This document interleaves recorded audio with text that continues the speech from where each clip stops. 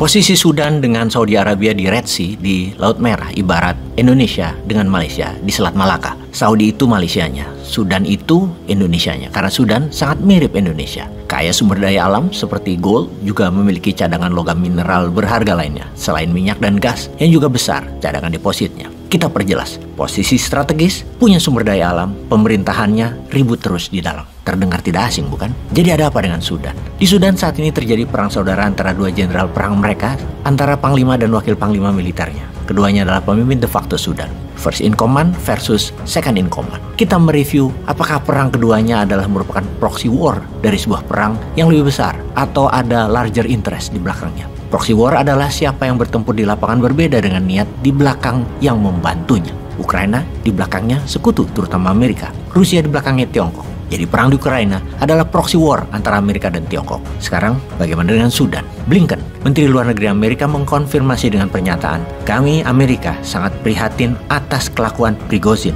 dan Wagner Group-nya di Sudan." Sebuah pernyataan sekaligus informasi terbuka kepada dunia. Ada Rusia di Sudan. Sergei Lavrov, Menteri Luar Negeri Rusia, membenarkan Wagner di sana untuk melindungi rakyat Sudan. Yang menjadi pertanyaan kita di awal, apakah Sudan adalah Ukraina selanjutnya? Proxy war Amerika dan Tiongkok lagi. Perang di Sudan saat ini adalah antara militer Sudan dengan pasukan paramiliter Sudan. Yang keduanya sebelum ini adalah masuk dalam jajaran angkatan bersenjata Sudan yang terpecah karena berasal dari dua kepentingan berbeda yang untuk sementara kemarin bersatu. Jenderal Abdul Fattah al-Burhan adalah panglima tentara Sudan dan juga merupakan pemimpin de facto sejak tahun 2021 ketika menggulingkan Presiden Omar al-Bashir. Jenderal Abdul Fattah al-Burhan bekerja sama dengan pemimpin paramiliter Muhammad Hamdan Dagalo di tahun 2021, yang mana Dagalo kemudian jadi vice atau wakil Abdul Fattah dengan pasukan paramiliternya menjadi pasukan tentara Sudan dengan nama RSF, Rapid Support Force, atau pasukan dukungan cepat. Lalu keduanya bertempur, yang pertempuran tersebut dimulai dengan serangan paramiliter pasukan dukungan cepat atau RSF di situs-situs utama pemerintah. Ledakan dan tembakan dilaporkan terjadi di seluruh Khartoum, ibu kota Sudan, sejak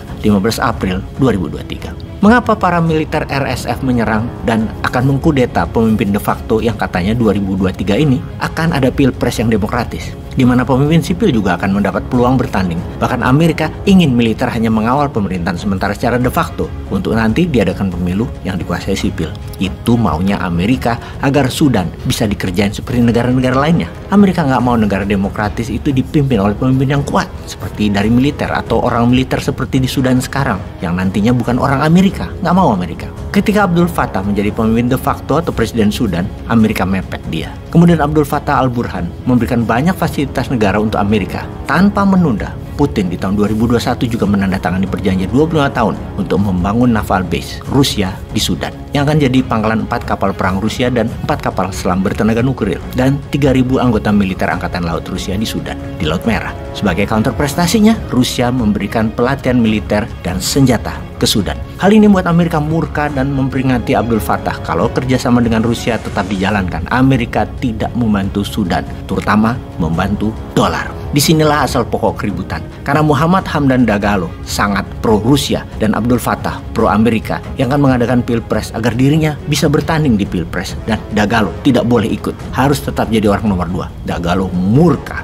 dan menyerang, berusaha mengkudeta Abdul Fattah dibantu Wagner. Jadi sebenarnya ada apa sih di Sudan sampai 3 negara besar ikut cawe-cawe? Sudan memiliki kekuatan mirip seperti Indonesia. Ada tambang emas yang besar di mana 80%-nya dimiliki asing, terutama Rusia dan Tiongkok. Kemudian logam tanah jarang dan mineral berharga lainnya. Selain itu Sudan memiliki akses laut yang menghubungkan Laut Mediterania dengan terusan Suez ke Laut Arabia dan Samudra Hindia, yang merupakan trafik tersibuk di dunia dalam maritim transportasi, yang merupakan kekuatan transportasi dunia. Emas Sudan merupakan emas yang dipakai Rusia untuk bertransaksi ketika Rusia diembargo. Karena itu Amerika ngotot untuk kendalikan Sudan melalui pemimpin de facto Abdul Fattah al-Burhan. Dari sisi Tiongkok, kamratnya Rusia, military base-nya sangat besar di Djibouti, tetangga Sudan, dengan lebih dari 20.000 personel dan kekuatan laut yang cukup besar. Dengan Rusia dan Tiongkok di sana, apakah Amerika akan mundur? Pastinya tidak. Sudan akan panjang. Sahabat, dunia sedang tidak baik-baik saja. Wakanda lihat peluangkah di sini?